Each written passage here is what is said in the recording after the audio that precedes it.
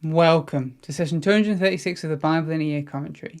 If you started this series on the 1st of January, then today should be the 24th of August.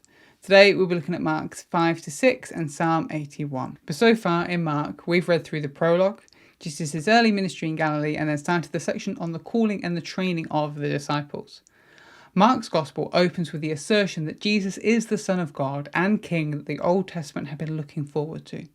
We read as John the Baptist prepared the way for Jesus, just as the messenger and prophet prepared the way for God in Malachi 3 verse 1 and Isaiah 40 verse 3. Jesus declared the start of his new reign by fighting spiritual warfare in the desert, just as many kings would fight battles to assert their reign.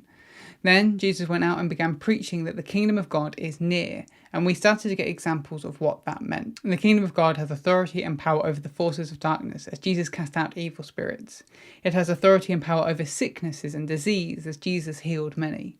It makes unclean things clean as Jesus reached out and touched a leper.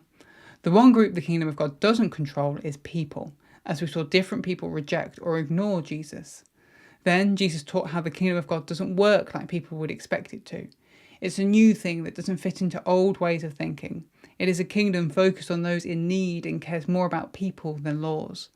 Then the book moved into the calling and training of the disciples. The kingdom of God is a mystery. It is intentionally hidden so that people will have to work to find it. This is why Jesus spoke in parables that made no sense at first, but make more sense the more you dwell on them. This naturally filtered out those who would reject Jesus anyway, and those that pushed through and fight to understand would have a stronger faith because they worked for it themselves. We then read how Jesus and his disciples went out in their boat and were caught in a storm. The disciples were terrified, but Jesus calmly stilled the storms. The kingdom of God has authority over the natural forces. But let's jump in with today's reading, Mark 5 to 6. Reaching the other side of the Sea of Galilee, Jesus and his disciples came to the land of the Gerasenes. This was Gentile, non-Jewish land. There may be Jews living here, but if they are, they're non-practicing. We know this because they are farming pigs, something no practicing Jew would ever do. This is important because by this point the Jews had separated themselves from the Gentiles as much as possible. There, they encounter a man possessed by demons. Jesus asks the demons their name, and they respond, "My name is Legion, for we are many." To add context to this, a legion was roughly about 6,000 men in the Roman army. While there may not have been exactly 6,000 demons in this man, the point is there is a lot. The demons begged Jesus to cast them into some pigs, and Jesus agreed. So the unclean spirits are cast into the unclean animals, and the pigs run into the sea and drown. In this moment, Jesus has cleansed the land of spiritual uncleanliness and ritual uncleanliness. And remember, this is a non-Jewish land. The kingdom of God has authority everywhere, not just in Israel. It also has authority against all forces of darkness, no matter how big. Seeing their wealth run into the sea and drown, the herdsmen flee into the city to tell others what had happened, then come back out and beg Jesus to leave them. Makes sense when you think from their point of view, Jesus has just destroyed their property and their livelihoods. Crossing back to the other side, Jesus encounters a man named Jairus, whose daughter is at death's door. Jesus agrees to come through to visit her and begins to push through the crowds. In the crowd is a woman who has had a problem of bleeding for 12 years. She believes that if she can just touch Jesus, then she would be healed. And as she reaches out and brushes against his clothes, her bleeding is immediately stopped. Noticing something has happened, Jesus stops and looks around to see who has touched him. The woman comes forward and admits it was her, and Jesus praises her for her faith. Unfortunately, this pause slows Jesus down, and Jairus' daughter dies. But Jesus isn't discouraged and continues on to the house, brushing aside those who are mourning. He takes the girl by the hand and pulls her up, telling her to rise. Immediately, the young girl awakens and is healed. In these two miracles, we see more of the nature of the kingdom of God. First, just in case it wasn't clear, the kingdom of God is for women as well as men. Unlike the society around them, God's kingdom doesn't see women as second-class citizens. Secondly, the kingdom of God is for all ages. Jesus healed a young girl and an older woman. There are no limits where age is concerned. And thirdly, the kingdom of God isn't restricted by death. Jesus puts himself alongside Elijah and Elijah, two of the greatest prophets of the Old Testament, as he raises this girl back from the dead. Have a look at 1 Kings 17 verses 17 to 24 and 2 Kings 4 verses 32 to 37. Even death has to submit to the kingdom of God. But then we come back to this mystery around the kingdom of God. Some are able to understand it while others aren't. Jesus goes back to his hometown, but there they don't trust him. Yes, Jesus has done great miracles, but they've watched him grow from a young boy. Surely there's nothing special about him. Mark notes that Jesus was unable to do any mighty works in his hometown because of their unbelief. I don't think this means that Jesus was lacking, in that he tried to heal people but couldn't. I believe this is simply because the people didn't give him the opportunity, because they didn't believe he could. The few sick people that were brought to him, he healed, but other than that, he couldn't do anything. Jesus then sends out his disciples, giving them the authority to do all that he has been doing. As he sends them out, he warns them that as they share about the kingdom of God, there will be those who listen to them and those who don't. They're not to get worked up about this. Instead, they should just brush their dirt off their feet and move on. Then, to further emphasize the idea that some will never understand, we get a story of John the Baptist's death.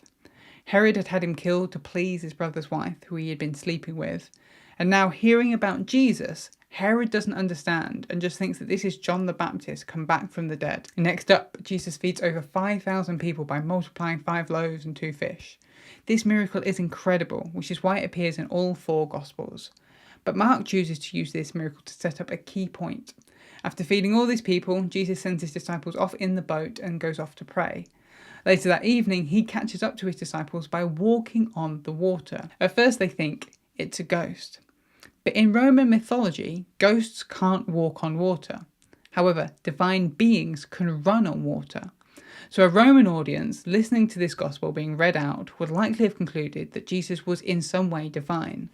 In both this miracle and in the feeding of the 5,000, Jesus is showing his disciples that he is God. But the disciples don't understand it. They're left confused and frightened. This is the mystery of the kingdom of God, that even the disciples haven't fully grasped it yet. Mark then immediately contrasts this with another story. Jesus and his disciples make it back to the land of the Gerasenes. Remember how Jesus had essentially killed all their pigs and how they'd asked him to leave their country? Well, now the people immediately recognise Jesus and are happy to have him there. They chase across their country, collecting up sick people to bring to Jesus. The disciples don't understand who Jesus is, but these Gentiles understand enough to know they need to bring all of their sick to Jesus. But that is Mark 5-6. But now let's look at Psalm 81. This psalm is attributed to Asaph, one of King David's musicians, and falls into the category of oracle psalm. In this psalm, the worship leader gathers the people together and then God speaks through them. This psalm was likely sung during a feast day. Here is a summary of the structure, but I would recommend checking out the written version of this commentary in the description to see the structure properly for yourself. We start with verse 1-5. The worship leader gathers the people. Verses 6-7, God led them out of Egypt. Verses 8-10, God warns them to worship no other. Verses 11-12, the people did not listen, so God gave them to their enemies. And then finally, verses 13-16, if the people would listen, they would flourish. The worship leader gathers the people together, encourages them to sing to God. They are to raise their voices and pick up their instruments on the feast day at new moon and full moon. We don't read of any moon feasts in the Bible. The feast likely developed later in the northern kingdom after the kingdom of Israel split in 2. I say the northern kingdom because the worship leader specifically identifies this feast with Joseph. Joseph, back in Genesis, was the father of Ephraim and Manasseh, which end up being the 2 largest tribes in the northern kingdom. And then God enters the conversation. He reminds the people that he was the one who led their ancestors out of Egypt. He freed them of their burden and answered them in their distress. God then mentions that he tested them in Meribah. This was the second time that God had provided water for his people from a rock. We read about it in Numbers 20 verses 2-13. The problem was this time they failed the test and Moses was banned from the promised land. God then quotes himself, sharing with the people now what he shared with the people then. He had encouraged them to listen to him and not to worship other gods. He was their God, and he would provide them with everything they needed. But then God explains that his people didn't listen to him, and so he gave them over to their own decisions. But he still longs for them to listen and to walk in his ways. He would defeat all their enemies for them. The final section gets a little bit more confusing to read as it's not clear who's speaking. It looks like God speaks in the third person for a bit. God explains that those who hate him will be forced to submit to him. But for God's own people, he would feed them with good things. Just like in Israel's past, he provided them with water from rocks. Now he would happily provide them with honey. This psalm serves as a reminder to the people during a time of feasting that God is the one that provides them with the good things that they eat. He's the one that brought them out of Egypt, and he only asks of them that they be faithful to him. If they do, then they will enjoy his favour, just like they are about to enjoy this feast. If they don't, he will leave them to their own devices. Thanks for joining us today. Take a moment to reflect on what you've read and share your thoughts or questions below. If you're watching in the future, then you can click here for the next session, or you can find the full playlist just down here. To receive these daily commentaries in your email inbox, subscribe via the link in the description below. Have a great day, and I'll see you tomorrow.